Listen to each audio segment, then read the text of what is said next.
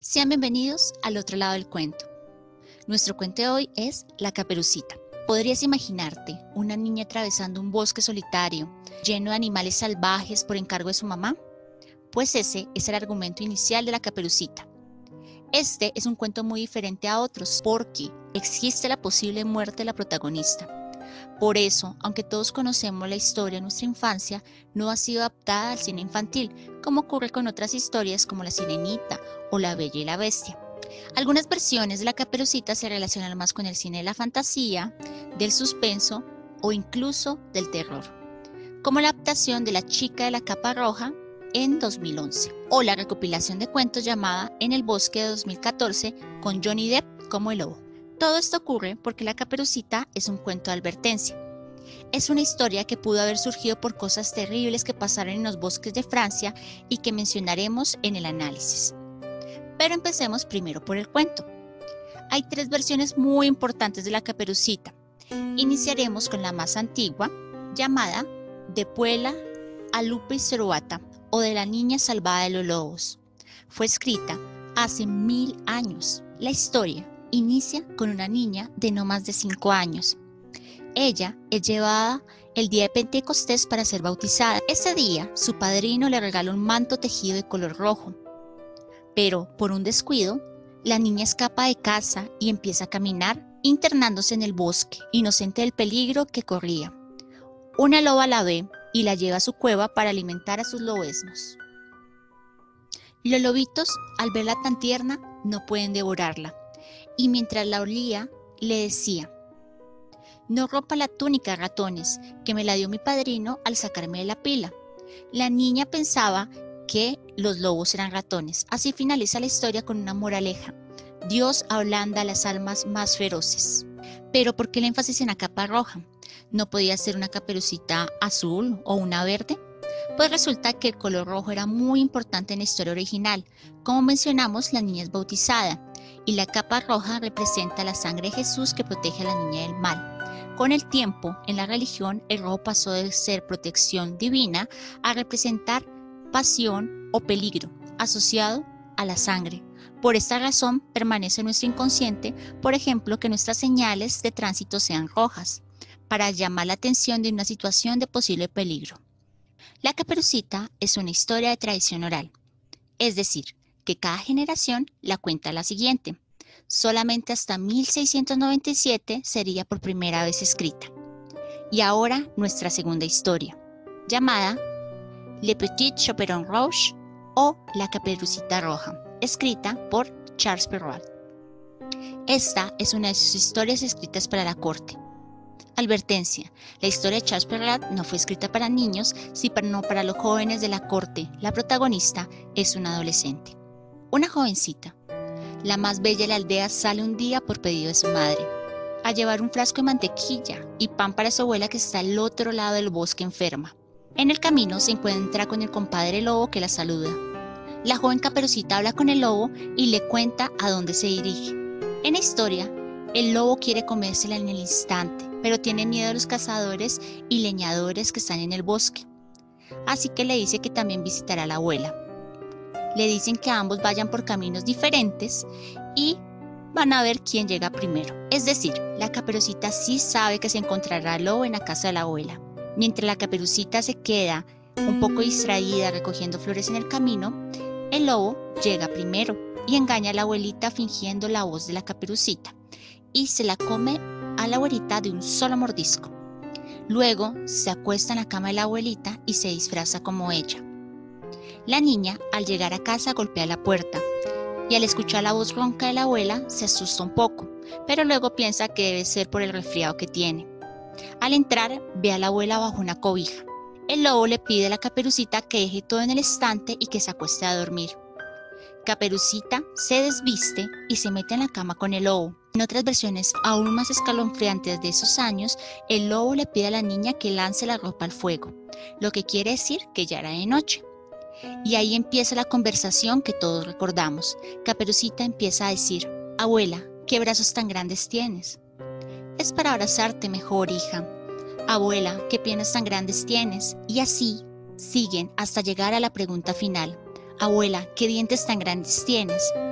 para comerte mejor. Y diciendo estas palabras, este lobo malo se abalanzó sobre Caperucita y se la comió. Este es el final de la historia que Perrault concluye con la muerte de la protagonista y que acompaña con una advertencia que nada tiene que ver con la muerte. Así dice la advertencia escrita por Perrault. Aquí vemos que la adolescencia, en especial las señoritas bien hechas, amables y bonitas, no deben a cualquiera oír con complacencia y no resulta causa de extrañeza ver que muchas de lobos son la presa. Como vemos, para Perrault, el lobo es un símbolo del hombre en conquista. El primer cuento de la Caperucita era una advertencia para las jóvenes, una advertencia encubierta. Incluso dice que los más fieros son los lobos más amables. Seguramente habrás visto versiones de dibujos o comentarios donde el lobo parece tener algún tipo de amorío con la Caperucita. Este cuento es la razón. El hombre, en su masculinidad, se reconoce como un lobo que busca saciar sus apetitos, pero nos quedaríamos cortos si solamente lo pensamos así. En la historia de los Grimm, el cuento se amplía mucho más. La versión de los Grimm es la historia más conocida. Fue escrita en 1830 y se basa no solo en la historia de Perrault, sino en otras versiones que contaban los campesinos. Esta historia tiene más detalles sangrientos, pero también tiene un mayor contenido de análisis. Ahora, la versión de los Grimm de la Caperucita Roja. Todo empieza de la misma forma. Caperucita es enviada por su madre con un pastel y una botella de vino a visitar a la abuelita enferma. La madre le hace recomendaciones para no salirse del camino y para no distraerse jugando. Esta Caperucita es una niña, no una joven como en la versión de Perrault, no tiene más de 7 u 8 años. La niña va por el camino cuando se encuentra con el lobo. El lobo le pregunta dónde va. Parece que ya se conocían al igual que en la anterior historia, porque el lobo llama a Caperucita por su nombre y ella lo llama «Hola, querido amable lobo». La niña le cuenta que va a la casa de la abuela que está enferma y le da las indicaciones de cómo llegar allí. Dice la historia que el lobo decide actuar con cuidado para poderse comer a la abuelita y a la nieta, lo que menciona seguramente el lobo ya la había estado observando y vigilando con anterioridad. La Caperucita se queda pensando en llevarle flores a la abuelita hasta que termina apartándose del camino. El lobo, mientras tanto, se ha apurado y llega donde la abuelita, nuevamente la engaña, devora de un solo bocado. Luego se mete en la cama con la ropa de la abuelita. Caperucita retoma su camino. Al entrar, la niña se aproxima a la cama y el lobo se encuentra cubierto, pero se alcanza a ver partes de él. La niña empieza a preguntar: «Oh, abuelita, ¿qué orejas tan grandes tienes? Es para oírte mejor». Y finalmente llega a la parte que todos conocemos, a la boca. «¿Y qué boca tan grande tienes? Para comerte mejor». Salta sobre la Caperucita y se la come un solo bocado. Luego, agotado y lleno, se acuesta a dormir, pero empieza a roncar tan fuerte que por todo el bosque se escuchan sus ronquidos. Un cazador que pasa por allí se asusta y piensa que la abuelita puede estar enferma. Al llegar, encuentra la puerta abierta y al lobo dormido. El cazador dice: «Así te encuentro aquí, viejo pecador. Hacía tiempo que te buscaba». Así dice en la historia original de los Grimm. El cazador piensa en dispararle, pero luego reflexiona sobre abrir al lobo para ver si puede salvar a la abuela. Cuando lo abre, descubre con sorpresa que no solo está la abuela, sino Caperucita. El lobo está tan profundo en su sueño que no siente nada. Entonces Caperucita trae unas piedras para llenar el estómago del lobo, y así lo hacen. Luego lo cose y el lobo, al despertar, sale a caminar, pero por el peso cae colina abajo, golpeándose tan fuerte en la nuca que muere. Al final, la Caperucita dice: «Mientras viva, nunca me retiraré del sendero para internarme en el bosque, cosa que mi madre me había ya prohibido hacer». En una siguiente versión, otro lobo trata de engañar a Caperucita, pero ella, ya advertida, le cuenta a la abuelita y juntas terminan cazando al nuevo lobo. Y ahora la otra cara de la historia. Releamos el cuento. Cuando se empezó a escribir la Caperucita, muchas cosas terribles estaban pasando en los bosques de Francia. Se ha considerado que la Caperucita y Barba Azul pueden tener un triste punto en común, y son las historias de extrañas muertes en los bosques de Francia. Puede ser que sean dos los terribles asesinos que hayan inspirado al lobo de la historia. El primero es la bestia de Gévaudan, una especie de lobo gigantesco que cazaba hacia el año de 1767 en los bosques. Hay reportados en los antiguos periódicos y libros de la época al menos 80 muertes. Sus principales presas eran mujeres y niños del área. El segundo asesino, aún más cruel, un hombre de la nobleza francesa que fue acusado de matar a más de 200 niños de su época. Parece que engañaba a sus víctimas prometiendo regalos y alimentos. Muchas personas en Francia escucharon los detalles de esos asesinos e iniciaron las historias que conocemos hoy en día. Seguramente Caperucita, Barba Azul y otras pueden tener su origen en estas situaciones de la vida real. Pero llevemos la historia a la actualidad. Son 3 las lecciones de la Caperucita aplicables a la actualidad. El lobo siempre está suelto.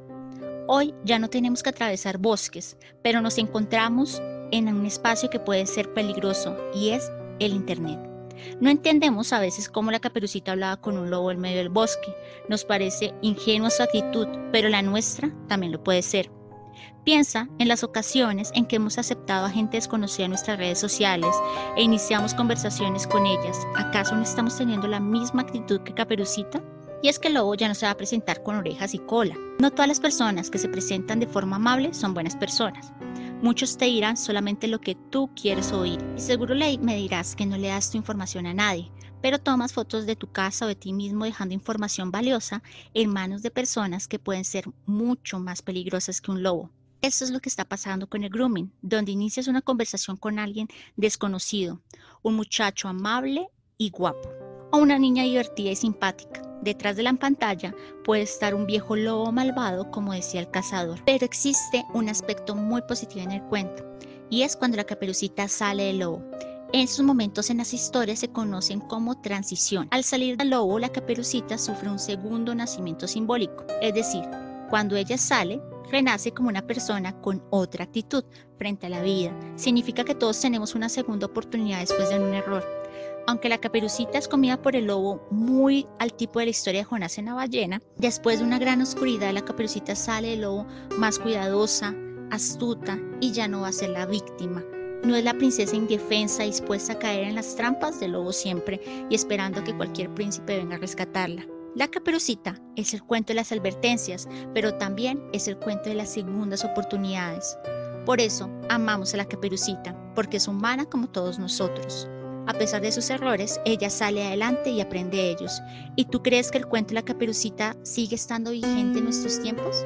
¿Quién crees que habrá inspirado al lobo? ¿La bestia de Yabandú? Giles de Laván. Para conocer más de la historia, no olvides leer Psicoanálisis de los cuentos de hadas. Dale like, suscríbete y síguenos en nuestro siguiente Cara Oculta de los Cuentos.